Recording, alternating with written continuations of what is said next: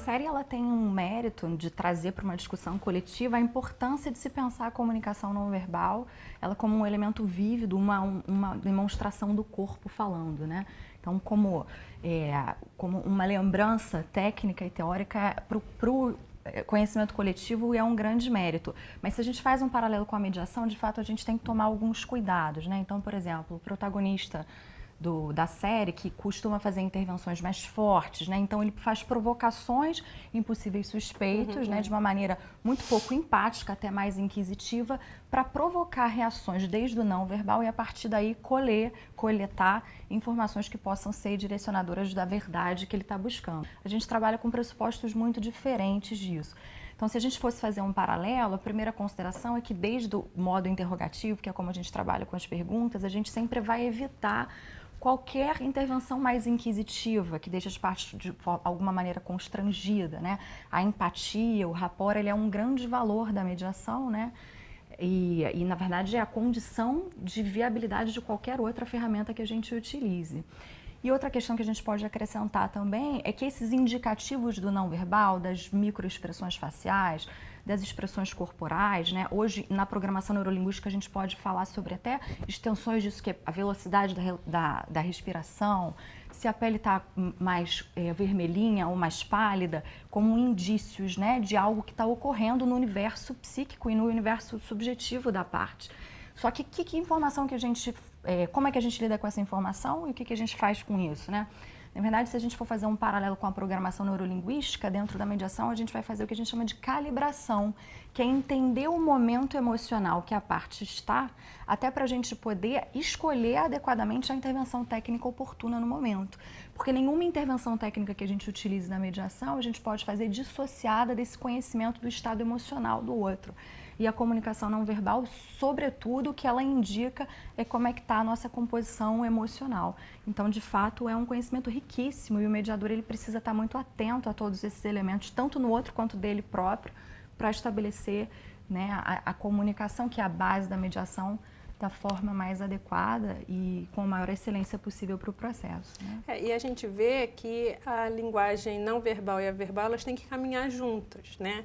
E não é assim só porque a pessoa fez uma coisa, como a série indica, né? Coçou o nariz, então está mentindo. Não é assim, né? Então, o que a gente observa também é que na série há um certo exagero, né, dessa linguagem não verbal e de detectar exatamente isso que a pessoa fez, que é a ideia que o mediador não age exatamente dessa forma, né? Porque o mediador tem que ter a sensibilidade de perceber que um gesto, ele tem que estar alinhado exatamente com a fala, com a postura como um todo, esses sentimentos todos que vocês mencionaram, mas isso pode ser um indício, isso pode ser uma pista, que talvez ali o mediador deva dedicar um pouquinho mais de atenção para entender por que a pessoa sentou de uma forma, por que a pessoa fez uma determinada expressão.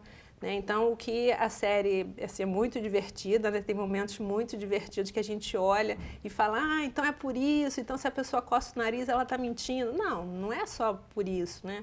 Então, isso não é uma ciência exata, né? Que a pessoa cruzou o braço, está adversária, não quer mais opinião. Não, ela pode estar com frio, né? Ela pode, enfim, não saber o que fazer com as mãos. Então, é todo um alinhamento, né? Um alinhamento da fala, um alinhamento do corpo, um alinhamento dos sentimentos. E o mediador, ele consegue, né, perceber isso e dar essa atenção quando ele consegue utilizar todas essas outras ferramentas que a gente tem, né?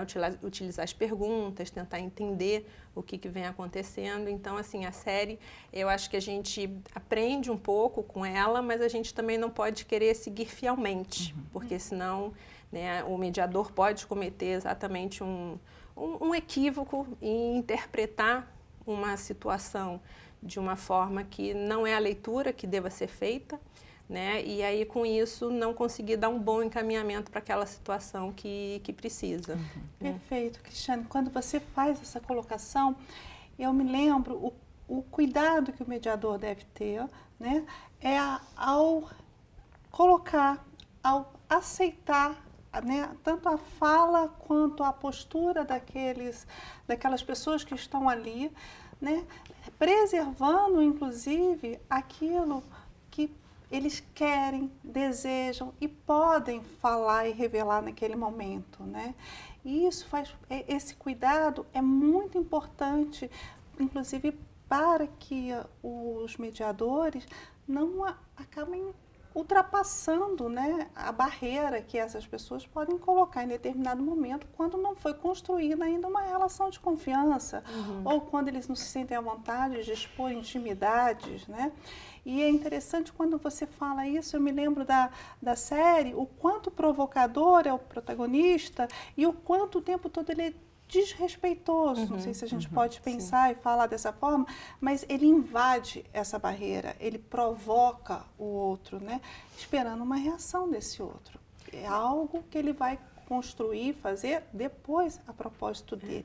E isso é uma coisa muito interessante, porque quando o mediador está ali trabalhando a serviço das partes, é muito importante que ele respeite aquilo que as partes estão trazendo, aquilo que elas podem, querem, necessitam e desejam que seja trabalhado naquele momento. Né? E a gente tem um olhar sobre a comunicação não verbal, que é a tônica do seriado, né, como um elemento de apoio e um elemento muito vívido, né? E isso é realmente importante insistir, porque aquele mediador que treinado, aquele mediador habilitado, ele é um mediador, sobretudo, sensível às indicações do não verbal do outro, desde uma linha da espontaneidade, né? Que não é essa provocação forçada para provocar, no final, um resultado X ou Y a partir de uma hipótese pré-determinada, né?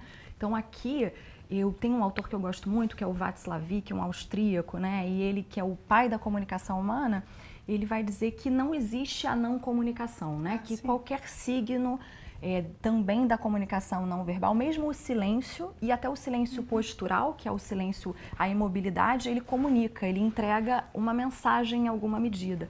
Então, acho que para o mediador, essa compreensão, essa sabedoria é o que mais enriquece a sua intervenção. Ele poder estar, de fato, atento aos movimentos de mão, atento a um semblante mais triste, o que está por trás dessa tristeza e como é que que intervenção a gente faz desde o momento em que da tristeza ou da raiva. Então, por exemplo, será que no momento de raiva uma intervenção mais reflexiva é mais adequada? Talvez ainda não seja. Então, como é que a gente trabalha outros aspectos de mediação, que é a própria gestão emocional, e como é que a gente distensiona e cuida da gestão emocional até para fazer a mediação do ponto de vista comunicacional, da comunicação verbal, poder fluir adequadamente. Então, é um aprendizado muito rico, né? O mediador hoje, de fato, ele precisa tá muito a par, né, e muito ter essa sensibilidade que é treinamento. Eu costumo falar sempre com os alunos, é a gente poder ter o cuidado de observar, tá? Nesse lugar de observação, uma observação gentil, uma observação não julgadora, mas uma observação sensível, né, para que a gente possa então adequadamente escolher e optar que caminhos a gente pode ajudar, como a gente pode ajudar, né, as partes numa intervenção efetiva. Porque na série a gente vê que ele só usa a ferramenta da linguagem não verbal, né? Então, até para ele conseguir utilizar somente essa ferramenta, ele precisa exatamente fazer essas perguntas mais provocativas, ele não consegue prestar essa atenção porque na visão dele isso não importa, né? E o mediador, ele precisa exatamente saber utilizar todas essas ferramentas quando necessário, né? Então a gente observa assim que a série ela tende para um exagero, né? Que é exatamente só dar a importância para a linguagem não verbal, mas a gente percebe que numa mediação a gente não pode utilizar só uma ferramenta, né? Porque não é só uma ferramenta necessária, adequada para aquela situação. Então, a gente tem que ajustar a ferramenta, a gente tem que saber o que a gente vai utilizar naquela situação que precisa. Respeitar um silêncio, que é uma forma de comunicação, mas entender que se naquele momento aquela pessoa precisou não se expressar verbalmente, como que aquilo a gente pode interpretar, o que a gente deve entender daquela situação, porque, né, como a Vivian comentou, ela quis dizer alguma coisa com aquilo, né, e trazer isso para a mediação.